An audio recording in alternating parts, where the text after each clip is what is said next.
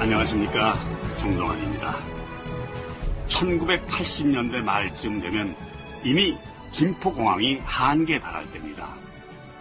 새로운 수도권 신공항 건설 문제도 그런 배경에서 본격적으로 시작된 겁니다. 또 그건 대통령 공약 사업이기도 했으니까 하기는 해야 하는 상황이기도 했습니다. 그래서 신공항 건설 추진위원회도 만들고 하면서 시작은 해야 하는데 그 다음부터가 문제였습니다. 돈, 그렇습니다. 예산이 있어야죠. 이 예산 문제는 당시 예정된 대규모 국책 사업들 전부가 해당됩니다. 여소야대라서 야당의 힘도 제대로 못 쓰고 이미 진행하고 있던 대형 경제 사업도 중단해야 할 판인데 노태우 정권은 어떻게 그런 대규모 투자를 감행할 수 있었을까요? 1989년 2월 17일 경향신문. 물동량 증가로 화물자동차 수요가 급격히 늘고 있는 반면 완성차 업계의 화물차 생산 능력이 이를 따라가지 못하고 있는 데다 노사 분규로 부품 공급 차질까지 겹쳐 일부 차종의 경우 주문 계약 후 출고까지 10개월 이상 기다려야 하는 등 화물자동차 출고 사정이 갈수록 악화되고 있다. 기아 산업의 경우 각종 트럭의 월간 최대 생산량이 9,300대 선이나 주문을 받아놓고도 제때 공급하지 못하는 물량이 2만 대를 넘고 있어 차종에 따라서는 최소한 주문 후 4, 5개월 후에 인도되고 있다. 당시의 경기가 얼마나 좋았는지 단적으로 알 수 있는 내용이다. 물론 이런 상황은 이듬해에도 계속된다. 그리고 6공화국의 세 번째 경제수석으로 김종인이 들어선다. 그의 무기는 백장과 추진력이었다. 우선 청와대 안에 SOC 기획단을 만들고 이석철을 부단장에 앉혔다. 실무자 구성은 됐습니까? 예, 1급 엘리트들로 꾸렸습니다. 수고 많았습니다. 이 부단장이나 되니까 그 짧은 시간에 그 정도까지 성과를 낸 겁니다. 예산 편성안은 나왔습니까? 예, 작년 예산에서 쓰고 남은 세제 잉여금이 3조 2천억 원 정도입니다. 그걸로 추경 예산을 짜면 어떨까 싶습니다만. 3조 2천이라. 적지 않은 돈인데 가능할까요? 가능해야 합니다. 그런데 경제기획원 예산실에선 부정적입니다. 예산실에서요? 예, 박정부 예산실장한테 넌지시 가능성을 타진해 봤는데 야당에서 과연 협조를 해줄 수 있겠느냐는 답변만 받았습니다. 그럼 그 위를 움직이면 될 거 아닙니까? 최갑규 부총리님 말입니까? 그래요. 돌파해봅시다. 내가 부딪혀보겠소.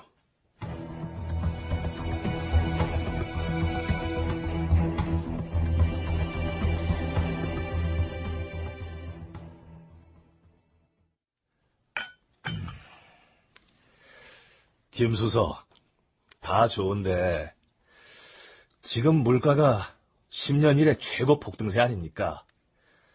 그 예산을 동결해야 할 판에 3조 2천억 원이나 되는 돈을 도로나 항만, 공항시설에 쓰는 건 좀... 부총리님, 물가 안정이 중요한 건 알고 있습니다. 그렇다고 예산을 무한정 동결하면 성장이 불가능합니다. 물론 성장도 중요하지요. 하지만 정책에는 우선순위가 있잖아요. 지금은 그 우선순위가 물가 안정입니다. 이건 각하의 최우선 관심 사항이기도 합니다. 5공화국은 처음부터 물가 안정이 목표였고 그래서 1983년엔 예산을 동결했습니다. 하지만 그건 정상적이지 않습니다. 아니, 다른 거 다 동결하면 누가 물가를 못 잡겠습니까? 물론 이론적으로는 그래요. 이론을 말씀드린 게 아닙니다. 저는 지금... 김수석. 그 흥분 가라앉히시고 아무튼 조금만 더 참아봅시다. 아니, 기다려봅시다.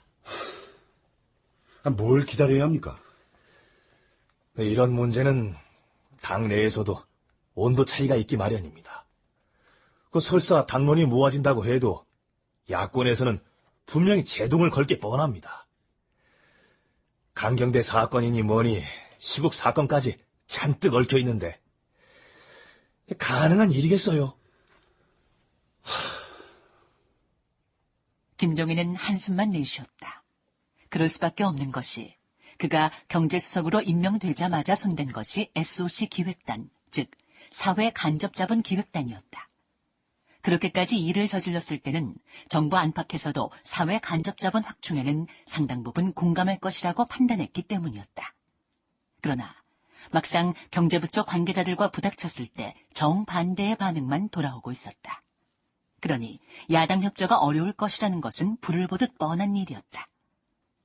야당과의 창구 역할을 하는 정무수석 손주환이나 정책위의장 나홍배 역시 비관적이었다. 손 수석, 김종인 수석이 너무 독불장군식으로 밀어붙이는 거 아닙니까? 김 수석이야 워낙 강고로 아닙니까? 그래도 그렇지. 현실 감각이 없는 사람도 아니지 않습니까? 그런데도 당장 드러나지 않는 SOC 같은 이 장기 프로젝트에 투자하자고 바쁘게 다니는 거 보면 안쓰럽기도 하고. 의장님께도 연락이 왔었습니까? 직접 찾아왔습니다. 지금 이런 걸 해봐야 나중에 좋은 평가 못 받습니다. 육공화국은 도대체 뭘 했느냐고 비난이나 받죠. 도저히 안 되겠습니까? 뭐가 말입니까? 김종인 수석이 주장하는 것도 일리는 있지 않습니까? 예?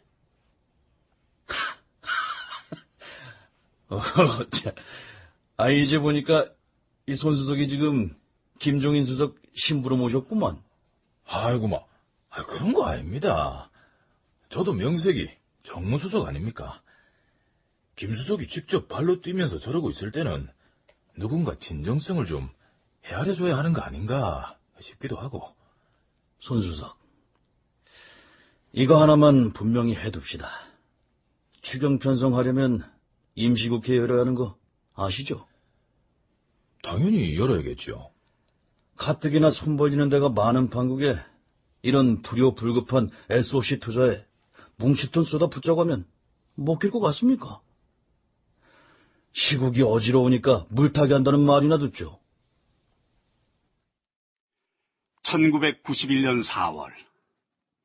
우리 기억에서는 아주 까마득한 일이 됐습니다만 강경대군이 전투경찰에게 집단 구타를 당해서 숨진 일이 있었습니다. 당연히 전국은 급냉했고 여기저기서 시위가 들불처럼 번지게 됐죠. 그런데 그 와중에 공항도 만들고 항만도 확충하고 길도 내자면서 예산 좀 달라고 하니 이게 어떻게 보면 한가한 소리로 들릴 수도 있겠습니다만 그렇다고 다른 일까지 손 놓고 있을 수는 없었을 겁니다. 죄라면 때가 안 좋았다는 거 그거겠죠. 당시 언론 보도에서도 그런 게 드러납니다.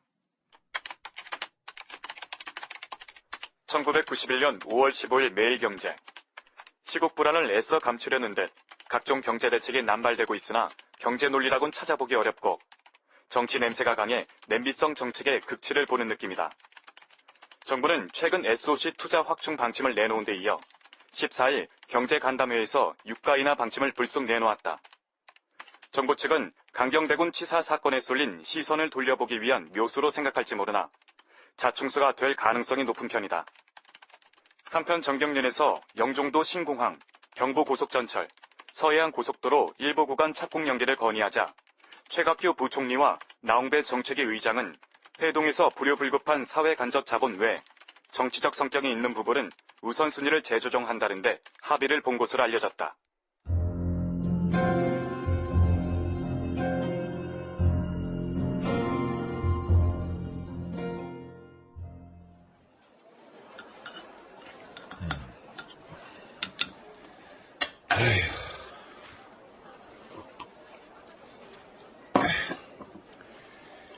청와대 밥맛이 점점 왜 이렇게 꺼끌꺼끌한지 모르겠네. 갑자기 그럴 리가 있습니까? 김 수석 입맛에 문제가 있는 건 아니고요. 그게 정확하겠네요. 정치. 그놈의 정치. 무슨 일인데 그래요? 나라사님이 정치 논리로만 되는 겁니까? 근데 모든 게 정치로 시작해서 정치로 끝나고 있습니다. 선거바람 아닙니까? 국회의원 총선에, 지방선거에, 대통령 선거까지. 내년 92년도는 선거의 해잖아요. 솔직히 말씀을 드리면은 정무수석인 제 입장에서도 예산 운영에 있어서 각종 선거를 염두에 두지 않을 수가 없습니다. 그러시군요. 김수석, 잠깐만요. 이 문제 해결할 사람은 단 한 사람밖에 없습니다.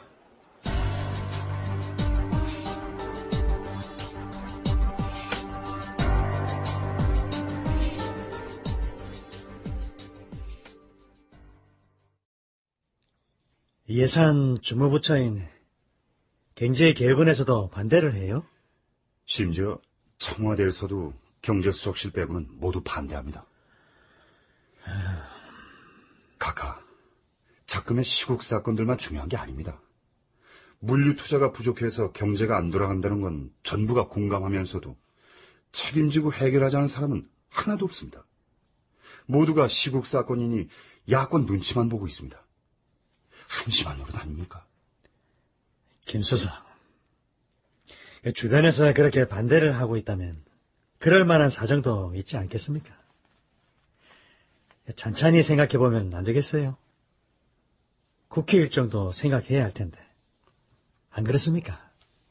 국회는 민주화가 중요하지 뭐 하려고 언제 어떻게 될지 모르는 신공항이나 고속철도에 돈을 쓰느냐는 분위기입니다. 이거 참. 그 돈으로 기존 철도나 도로를 확충하든가 그럴 돈이 있으면 농민들 빚을 탕감하자는 얘기까지 나오는데 이렇게 나가다간 우리 육공화국 경제 망합니다. 명분도 잃고 실리도 못 챙기게 됩니다. 사실 노태우 대통령은 총명하거나 영악한 지도자란 평가는 못 받고 있습니다. 자신의 철학으로 정리된 의견을 내기보다는 남의 말에 귀 기울이는 편이었습니다. 좋게 보면 경청하는 지도자였고 나쁘게 보면 우유부단한 지도자였던 거죠. 바로 그런 성향 때문에 군사정권에서 문민정부로 이어지는 민주화 과정을 온몸으로 받아들일 수 있었는지도 모르겠습니다. 아무튼 경제학자이면서도 정치적 감각이 뛰어난 김종인 수석의 집요한 재촉에 노 대통령은 바로 그 자리에서 중대 결심을 합니다.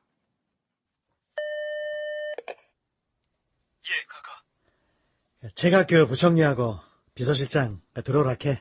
지금 바로. 알겠습니다. 김수석, 예, 각하. 내는 아직도 안 잊고 있습니다. 당신 보고 경제수석 하라고 했더니 내한테 했던 말. SOC 투자 확충 말씀입니까?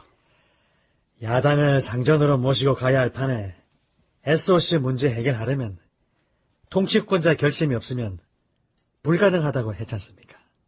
예, 각하. 이번 추경 필요성도 그래서 말씀드린 겁니다.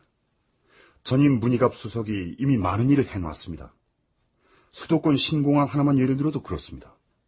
문 수석이 영종도 입지 선정에서 진입도로 노선까지 다 결정해뒀습니다. 이렇게까지 밑그림을 만들었는데 연속성을 갖지 못한다면 국가적으로 큰 손실입니다. 그래요.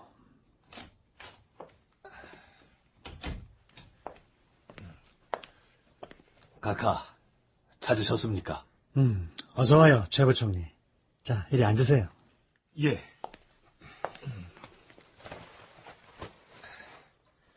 두 분이 중대한 말씀이라도 나누셨습니까? 최 부총리가 그걸 어떻게 합니까? 각하 착잔이 다 비었습니다. 아이고, 정말이네. 제 것도 그렇습니다.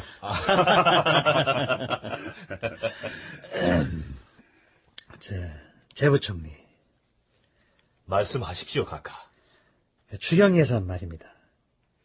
SOC 확충 예산까지 넣어서 결정합시다. 방금 김 수석한테 압박을 받았어요. 각하. 예?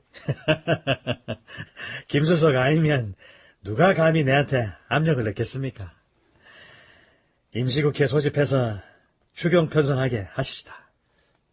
카카, 야당은 말할 것도 없고 여당 내에서도 엄청난 저항이 있을 겁니다. 언제 해도 저항은 있습니다. SOC는 타이밍이 중요한데 이거 지금 안 하면 돈도 더 들고 어렵습니다. 그건 옳은 말씀입니다. 고맙습니다, 제 부총리.